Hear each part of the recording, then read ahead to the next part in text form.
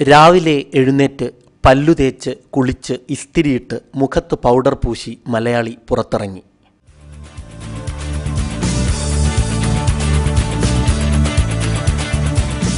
എന്തു സുന്ദരനാ ഇല്ലേ ഈ മലയാളി! മുഖം കണ്ടാൽ അറിയാം.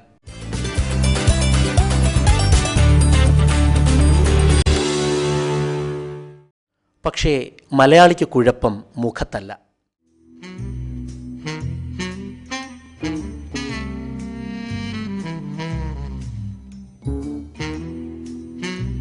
നമ്മുടെ നാട്ടിൽ നിറഞ്ഞു നിൽക്കുന്ന ഈ മഞ്ഞ പോസ്റ്ററുകൾ തെളിയിക്കുന്നത് അതുതന്നെയാണ്. നമ്മുടെ മതിലുകളും ബസ് സ്റ്റോപ്പുകളും മൂലക്കുരു കൊണ്ട് വീർപ്പുമുട്ടി നിൽക്കാൻ തുടങ്ങിയിട്ട് കാലം കുറേയായി. പോസ്റ്ററുകളും ബോർഡുകളും കൂടി വന്നു എന്നല്ലാതെ രോഗത്തിന് ഒരുവിധ ശമനവും ഉണ്ടായില്ല. ആരോഗ്യകാര്യത്തിൽ വളരെയധികം ശ്രദ്ധയുള്ളവരാണത്രേ മലയാളികൾ. ആരോഗ്യ മാസികകളും മരുന്നുകളും ഡോക്ടർമാരും കൊണ്ട് ഇവിടെ സജീവം. ഇന്ത്യയിലെ മറ്റെല്ലാ സംസ്ഥാനത്തെക്കാളും ആരോഗ്യകാര്യത്തിൽ മുന്നിട്ട് നിൽക്കുന്നത് ദൈവത്തിൻ്റെ സ്വന്തം നാട് തന്നെ എന്നാണ് വെപ്പ്. പക്ഷേ ഈ പോസ്റ്ററുകളെ മുൻനിർത്തി ഇതൊരു നുണക്കഥയാണ് എന്ന് തീർച്ചയായും പറയേണ്ടി വരും. ഇപ്പോൾ നമ്മുടെ നാട്ടിൽ കേരളത്തിൽ തന്നെ വളരെയധികം കൂടിക്കൊണ്ടിരിക്കുന്നൊരു അസുഖമാണ് ഈ പൈൽസ് എന്ന് പറയുന്നത്. ഏകദേശം 60% പുരുഷന്മാരിലാണ്. നമ്മളൊരു 100 എണ്ണെടുക്കുകയാണെങ്കിൽ 60% പുരുഷന്മാരിലും ബാക്കി സ്ത്രീകളിലുമാണ് ഇത് കാണുന്നത്. പുരുഷന്മാരിൽ കൂടുതലായിട്ട് കാണുന്നത് എല്ലാ പ്രായക്കാരിലും പുരുഷന്മാരിൽ ഇത് കാണാറുണ്ട്. സ്ത്രീകളിൽ സാധാരണ ഒരു പ്രസവം കഴിഞ്ഞ സ്ത്രീകളിലാണ് ഏറ്റവും കൂടുതലായിട്ട് ഈ അസുഖം കണ്ടുവരുന്നത്.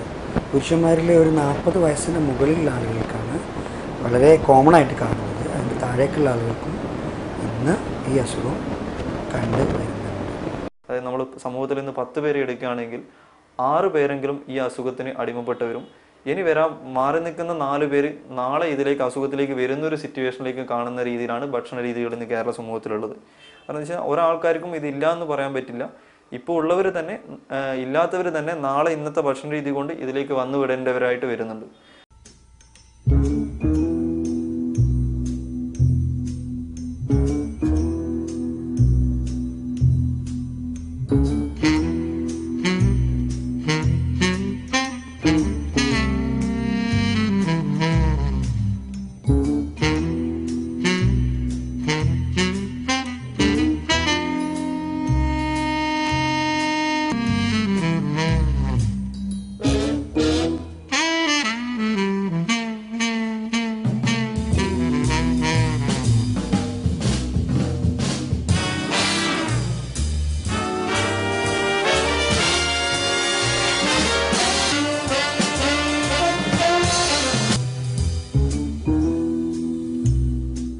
ഈ രോഗത്തെപ്പറ്റി ഒരുപാട് തെറ്റിദ്ധാരണകൾ നിലനിൽക്കുന്നുണ്ട്.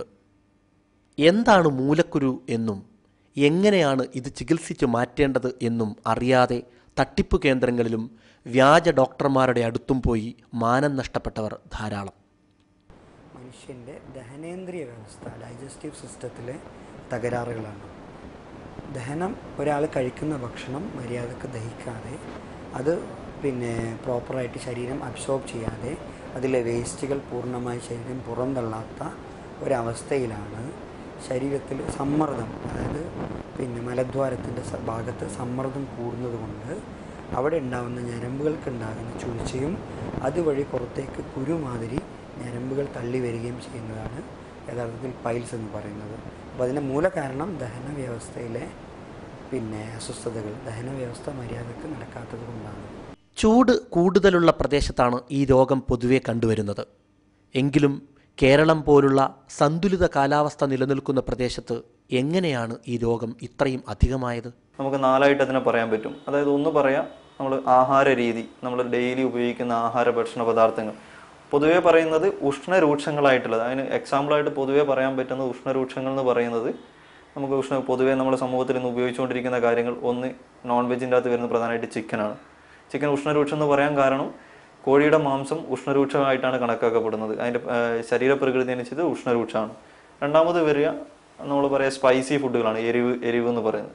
ഇതിൻ്റെ നേച്ചർ ഉഷ്ണരൂക്ഷങ്ങൾ തന്നെയാണ്. മൂന്നാമതായിട്ട് കോമൺ ആയിട്ട് വരുന്നൊരു കാര്യം മദ്യം എന്നുള്ളതാണ്. മദ്യം ഉഷ്ണരൂക്ഷ സ്വഭാവത്തോട് കൂടിയിട്ടുള്ളതാണ്. അതുകൊണ്ട് ഉഷ്ണരൂക്ഷ സ്വഭാവമായിട്ടുള്ള എന്തൊക്കെ നിങ്ങൾ കഴിക്കുന്നു അത് മുഴുവനായിട്ടും അർസസിന് കാരണമാവും എന്നുള്ളതാണ് പൊതുവെയുള്ള കൺസെപ്റ്റ്. കേരളീയരാണ് ലോകത്തിൽ ഏറ്റവും കൂടുതൽ ചുവന്ന മുളക്, റെഡ് ചില്ലി കഴിക്കുന്നവരുള്ളതാണ്. ഏതൊക്കെ പ്രദേശത്ത് ചുവന്ന മുളക് കൂടുതൽ കഴിക്കുന്നുവോ അവിടങ്ങളിലെല്ലാം ഈ രോഗങ്ങൾ കാണപ്പെടുന്നുമുണ്ട്. ഒട്ടേറെ വ്യാജന്മാർ വിലസുന്ന നാടാണ് നമ്മുടേത്. മൂലക്കുരുവിൻ്റെയും കഥ മറ്റൊന്നല്ല. ഈ നിറഞ്ഞ പോസ്റ്ററുകൾക്കും ബോർഡുകൾക്കും പിറകിൽ ബംഗാളിൽ നിന്നും തമിഴ്നാട്ടിൽ നിന്നും വന്ന വ്യാജ ഡോക്ടർമാരുടെ നീണ്ട നിര തന്നെയുണ്ട്. ഇവരിൽ പലരും ഡോക്ടർമാർ ആയിട്ടല്ല കേരളത്തിലേക്ക് വന്നത്.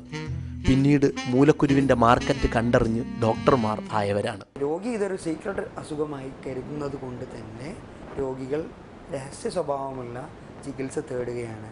അപ്പോൾ ഇങ്ങനത്തെ സ്വഭാവത്തിൽ തേടുന്ന രോഗികളെ ചൂഷണം ചെയ്യാൻ ഒരുപാട് ആളുകളും ചികിത്സകരെന്ന വേഷമിട്ട കള്ളന്മാരും ഇന്ന് മാർക്കറ്റിലുണ്ട്. ഈ ക്ലിനിക്കുകളുടെ എല്ലാം പിന്നിലെ തട്ടിപ്പുകൾ അറിഞ്ഞാലും ആരും പറയാറില്ല. കാരണം നമുക്ക് നാണമാണ്. അതിനാൽ ആർക്കും പരാതിയും ഇല്ല, പരിഭവവും. മൂലക്കുരു ഒരു രഹസ്യ രോഗമായാണ് കണക്കാക്കപ്പെടുന്നത്. അതുകൊണ്ട് തന്നെ മെച്ചപ്പെട്ട കൃത്യമായ ചികിത്സാ രീതിയിലേക്ക് പലരും എത്താറില്ല. മൂലക്കുരു രോഗികൾ ഇത്തരം തട്ടിപ്പ് കേന്ദ്രങ്ങളിലേക്ക് ആനയിക്കപ്പെടും മുമ്പ് ഇതൊന്ന് ശ്രദ്ധിച്ചാലും. പൈൽസ് എന്ന് പറയുന്നതിന് നമുക്ക് 4 കാറ്റഗറി ആയിട്ടാണ് അവർ ഡിവൈഡ് ചെയ്തിരിക്കുന്നത്. ഒന്നാമത് first degree piles, second degree, third degree and fourth degree. നമ്മൾ സാധാരണ പറയുന്നത് ഫസ്റ്റ് ആൻഡ് സെക്കൻഡ് ഡിഗ്രി പൈൽസുകൾ മെഡിസിനൽ ക്യൂറബിളും third and fourth stage surgical ക്യൂറബിളും ആയിട്ടാണ് കണക്കാക്കുക. അതെന്തുകൊണ്ടാണെന്ന് വെച്ച് കഴിഞ്ഞാൽ നിങ്ങളൊരു ആദ്യത്തെ സ്റ്റേജിൽ പൈൽസ് വന്നു ഒരു 3 വർഷം വരെ അതിന് നമ്മൾ സെക്കൻഡ് ഡിഗ്രി പൈൽസ്, അതിന് പുറമേക്ക് വരുന്ന അതായത് ഹെമറോയിഡിൻ്റെ അളവ് കൊണ്ടാണ് അതിനെ കണക്കാക്കുക. ഇത് എത്രത്തോളം പുറമേക്ക് വന്നു എന്ന് കണക്കാക്കിയിട്ടാണ് ഏത് ഡിഗ്രി പൈൽസ് എന്ന് പറയുന്നത്. അപ്പോൾ അത് വെച്ച് നോക്കുമ്പോൾ ഒരു 3 വർഷം വരെ പഴക്കമുള്ള പൈൽസുകളെ നമ്മൾ സെക്കൻഡ് ഡിഗ്രി വരെ ഉൾപ്പെടുത്തും. ഫസ്റ്റ് ആൻഡ് സെക്കൻഡ് ഡിഗ്രി പൈൽസുകൾ ഒരു ആയുർവേദ മെഡിസിൻ കൊണ്ട് കംപ്ലീറ്റ്ലി ക്യൂറബിൾ ആണ്. അത് മാനേജ് ചെയ്യുന്ന രീതികൾ വെച്ചുകൊണ്ട് ഒരു 90% ക്യൂറബിൾ ആണ്. പക്ഷെ അത് ഒരിക്കൽ ക്യൂറബിൾ ആണെങ്കിൽ പോലും സെക്കൻഡ് ടൈം വരില്ല എന്ന് പറയാൻ പറ്റില്ല. കാരണം ഇതിൻ്റെ അത് ലൈഫ് സ്റ്റൈൽ ഡിസീസാണ്. അത് നമ്മൾ പറയാം, നിങ്ങൾ എങ്ങനെ ജീവിക്കുന്നു അതിനനുസരിച്ചാണ് ഇതിൻ്റെ സെക്കൻഡ് ഒക്കറൻസ്.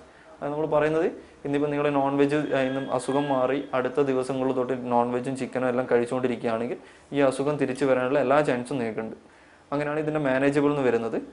യുനാനി വൈദ്യശാസ്ത്രം അനുസരിച്ച് മരുന്ന് കഴിക്കുകയും പുറമെ തേക്കാനുള്ള 1-2 മരുന്നുകൾ തേക്കുകയും ചെയ്തു കഴിഞ്ഞാൽ തന്നെ ഒരു 15 ദിവസം തൊട്ട് 2 മാസം വരെ ഇതിൻ്റെ തീവ്രത അനുസരിച്ച് പൂർണ്ണമായി ചികിത്സിച്ച് ഭേദമാക്കാൻ കഴിയും.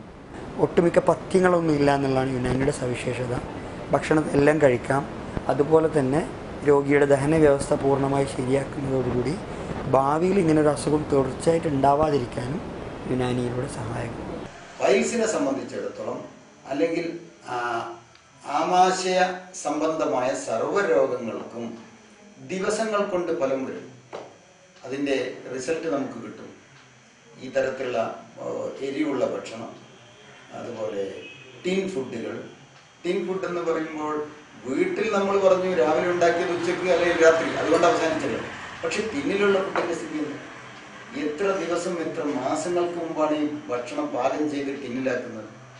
ഈ ടിൻ ഫുഡുകൾ കഴിക്കുന്നതോട് കൂടിയിട്ട് അതിൽ പ്രിസർവേഷൻ ഉണ്ട്, കേടാവാതിരിക്കാനുള്ള രാസവസ്തുക്കൾ വേറെ ചേർക്കുന്നുണ്ട്. അതുപോലെ പലതരം ആസിഡുകളും ചേർക്കുന്നു. ഇതെല്ലാം കഴിച്ചുകൊണ്ടിരിക്കുന്ന ആളുകൾക്ക് രോഗമേ വരും. അത് പ്രകൃതി നിയമമാണ്. നല്ല പോഷകാഹാരം കഴിച്ചാൽ നല്ല ആരോഗ്യം, ദുഷിച്ചതും ചീഞ്ഞതും നാറിയതും പഴകിയതും വളിച്ചതും പുളിച്ചതും കഴിക്കുമ്പോൾ അവന് രോഗം. മൂലക്കുരു ഇന്നൊരു മാർക്കറ്റ് കൂടിയാണ്. ഇതിൻ്റെ പേരിൽ മരുന്ന് വിപണിയാണ് സജീവമായി നടക്കുന്നത്. നെല്ലും പതിരും തിരിച്ചറിയാനാവാത്ത വിധം മൂലക്കുരു മരുന്നുകൾ കൊണ്ട് നമ്മുടെ വിപണി നിറഞ്ഞിരിക്കുന്നു. നമ്മുടെ ലൈഫ് ഇപ്പം ലൈഫാകെ ഫാസ്റ്റ് ലൈഫാണ്. എല്ലാവരും ഫുഡ് ഹാബിറ്റൊക്കെ വളരെ പഴയ ട്രഡീഷണൽ വേ എന്നൊക്കെ മാറി ജങ്ക് ഫുഡ്സ് ഒക്കെ കഴിച്ചുകൊണ്ടിരിക്കുന്ന ഒരു കാലഘട്ടമായിരുന്നു. അപ്പോൾ ആ ഫുഡിനെ ബേസ് ചെയ്ത് നമ്മുടെ ലൈഫ് സ്റ്റൈലിനനുസരിച്ചിട്ട് ഒരു സൈഡ് ഇത്തരത്തിലുള്ള അസുഖങ്ങൾ ഇങ്ങനെ കൂടി വരുന്നുണ്ട്. അപ്പോൾ അത് നമ്മുടെ സെയിൽസിനെ ബാധിക്കുന്നത്, സെയിൽ കൂടുന്നത്, രോഗികൾ കൂടുന്നുള്ളത് അതൊരു വേറൊരു വശത്ത് നിൽക്കുന്നത്. രോഗികളെല്ലാം കൂടി വരുന്നുണ്ട്. ഇപ്പം നമ്മുടെ നാട്ടിൽ ഒരു സൈഡിൽ ഹെൽത്ത് കോൺഷ്യസ് വളർന്നു വരുന്നുണ്ട്. ഒപ്പം തന്നെ നമ്മുടെ അസുഖങ്ങളും ഇപ്പം വരുന്നൊരു കാലഘട്ടം. അപ്പം സെയിൽസിനെ സംബന്ധിച്ചിടത്തോളം നമ്മൾ എല്ലാ മാർക്കറ്റും നമ്മൾ പോസിബിൾ ആയിട്ടുള്ള മാർക്കറ്റിനെ ടാപ്പ് ചെയ്യുക എന്നുള്ളതാണ്. അതെങ്ങനെ ടാപ്പ് ചെയ്യുക എന്നുള്ളതാണ് നമ്മുടെ സെയിൽസിൻ്റെ സക്സസ്. നമുക്കൊരു ആവറേജിൽ എന്തായാലും ഒരു 3 crores, ഒരു 3 കോടി രൂപയുടെ ടോട്ടൽ വോളിയം ഹരിദ്രയുടെ പ്രോഡക്റ്റ് സെയിൽസിലൂടെ ഉണ്ടാവും. എല്ലാം അവസാനിക്കുമ്പോൾ മരുന്ന് വാങ്ങിക്കാനും ഡോക്ടറെ കാണിക്കാനും നമ്മൾ ബാക്കി. നമ്മുടെ ഭക്ഷണശീലം തന്നെയാണ് ഈ വിപണിയെ കൊഴുപ്പിക്കുന്നത്.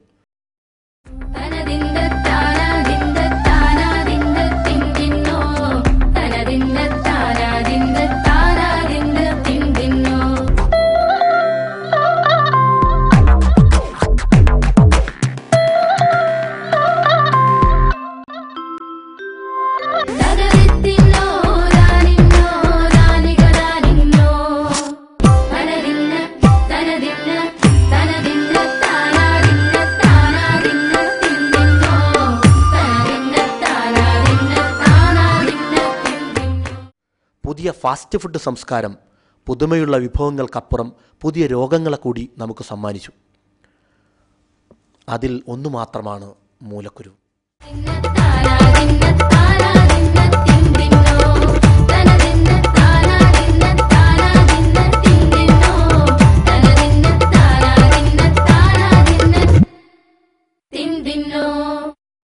ഫാസ്റ്റ് ഫുഡ് കടകളും ആർത്തിമൂത്ത നമ്മുടെ തീറ്റയും കൂടുന്നതിനനുസരിച്ച് മൂലക്കുരുവിൻ്റെ പോസ്റ്ററും സ്വാഭാവികമായും കൂടും. നമ്മുടെ മതിലുകളും ബസ് സ്റ്റോപ്പുകളും മഞ്ഞ നിറത്താൽ പ്രകാശിക്കും. ഒറ്റ കാര്യമേ അവസാനം പറയാനുള്ളൂ: മൂലക്കുരുവിൻ്റെ പോസ്റ്റർ ഒട്ടിക്കാത്ത ഒരു ബസ് സ്റ്റോപ്പെങ്കിലും കേരളത്തിൽ ബാക്കി വയ്ക്കുക.